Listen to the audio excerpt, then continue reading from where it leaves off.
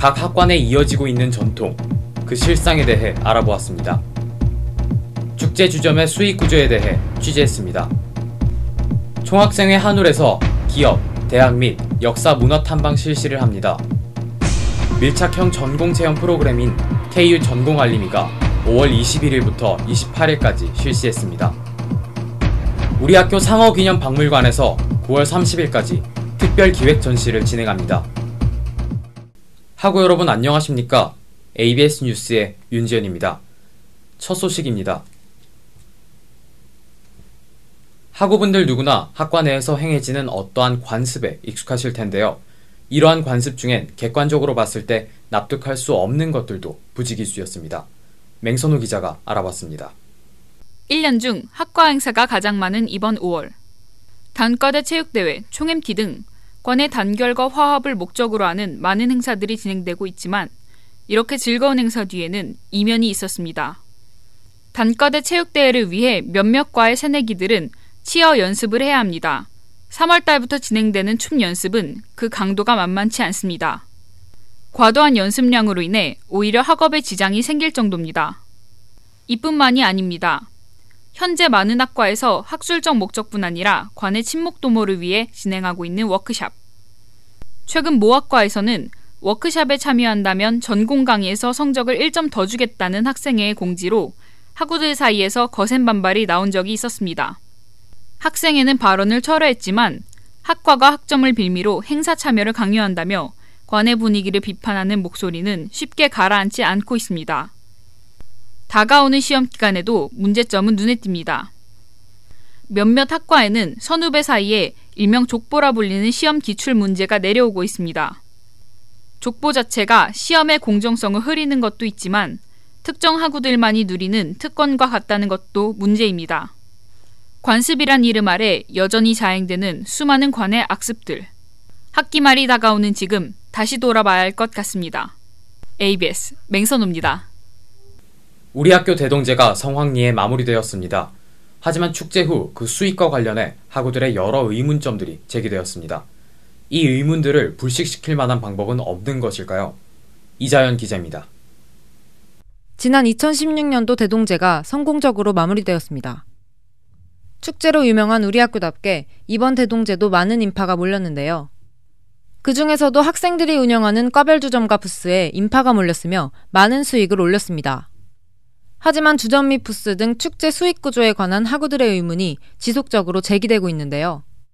취재 결과 축제의 수익은 각 단과대 혹은 과별로 다르게 처리되는 것으로 밝혀졌습니다.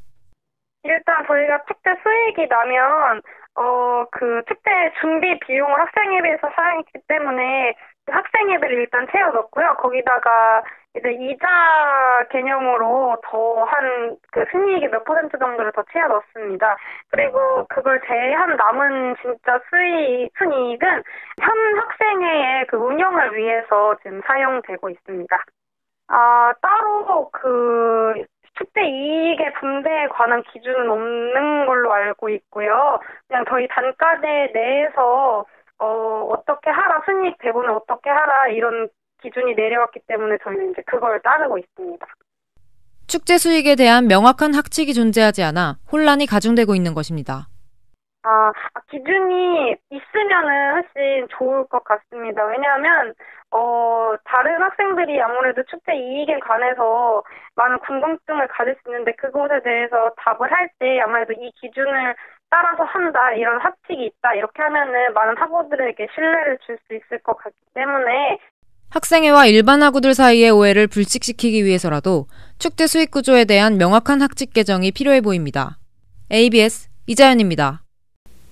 총학생회 한울에서 우리 학교 학우들을 위한 기업, 대학 및 역사 문화 탐방을 주관합니다. 자세한 진행 상황, 최인영 기자가 알아봤습니다. 총학생회 한울에서 본교 재학생들을 위한 복지 프로그램을 기획했습니다. 바로 해외로 떠나는 기업, 대학 및 역사문화 탐방 프로그램입니다. 총학에서 주관하는 이번 행사는 지난 5월 25일부터 27일 학생회관 1층 로비에서 신청서를 접수받았는데요. 약 700명의 지원자가 몰려 그 인기를 실감할 수 있었습니다. 이제 방학 때 해외에 보내주는 지원해주는 여러 프로그램 알아보다가 알게 됐어요. 오는 6월 1일 12시에는 학생회관 중강당에서 추첨이 진행되며 추첨을 통해 선발된 80명의 학생들은 2달 뒤인 8월 9일부터 13일까지 중국 북경으로 탐방을 떠나게 됩니다. 탐방 참가 비용은 작년과 비슷한 수준인 13만 원 정도로 예상되며 유명대학 탐방, 기업 체험 등 다양한 프로그램이 진행될 예정입니다. 올해 해외문화 탐방은 기업, 대학이 추가되어 눈길을 끌고 있는데요. 이는 기존 탐방의 관광 목적과 더불어 교육적인 요소를 추가하기 위한 작업에서 기획됐습니다.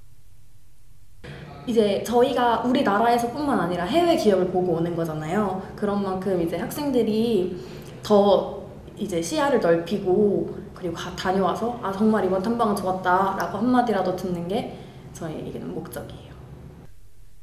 급부상하고 있는 중국의 기업과 대학을 탐방하고 알아보려는 의도를 가지고 있는 이번 행사로 학생들이 글로벌 시대에 맞춘 더 넓은 사고를 하게 될 것으로 보입니다. ABS 최인영입니다. 단신입니다. 우리 학교 입학전형센터에서 고교생을 위한 전공별 밀착형 전공체험 프로그램을 진행했습니다. 위 프로그램은 고등학생 진로 설정에 실질적인 도움을 주기 위한 활동으로 학과 소개, 캠퍼스 투어 등 다양한 내용으로 진행됐습니다. 이번 활동은 총 18개 학과가 참여했으며 각 전공별로 40명에서 최대 100명의 고등학생이 참가했습니다. 우리 대학이 지나온 70년의 역사가 담긴 특별기획 전시가 우리 학교 박물관에서 11일 개막했습니다. 이번 특별 전시는 설립자 상어 유석창 박사의 일대기와 건대신문 만평에 나타난 학교 생활을 스크랩해 관련 에피소드를 소개하는 만평으로 보는 그때 그 시절 등 스토리텔링 형식으로 구성된 것이 특징입니다. 70년의 발자취를 돌아보고 과거의 캠퍼스를 느낄 수 있는 이번 특별 전시는 오는 9월 30일까지 진행됩니다. 학사 소식입니다. 우리 학교가 개교 70주년을 맞아 서울 캠퍼스 내 레스티온 매장 3곳에서 사용할 수 있는 아메리카노 및 아이스티 교환권을 배부하고 있습니다. 우리 학교 홈페이지에 방문하여 포탈 아이디와 비밀번호를 입력하면 쿠폰을 받을 수 있습니다. 개교 70주년을 기념하여 발전기금 모금이 진행되고 있습니다. 이 발전기금은 공학교육의 전당으로 거듭날 신공학관, 환경친화적 잔디구장인 대운동장 건설, 후학 양성을 위한 장학금 지급 등으로 쓰일 예정입니다. 국제협력처에서 지역별 해외 교환학생 세부 설명회를 개최합니다.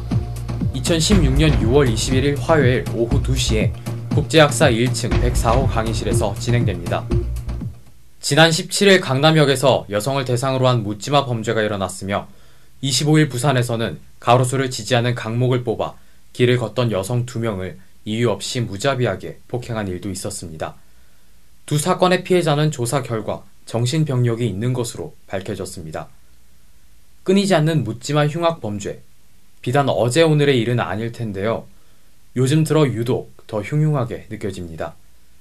정신병을 앓았어도 가해자들이 저지른 범죄에 대한 처벌은 분명 필요합니다. 그리고 이제는 그것을 개인의 문제로만 좌시하지 않았으면 합니다. 특히 정신질환으로 인한 범죄는 사회적 안전장치와 제도를 통해 예방할 수 있게 하는 것이 무엇보다도 필요한 시점인 것 같습니다. 뉴스 마치겠습니다. 시청해주신 학우 여러분 고맙습니다.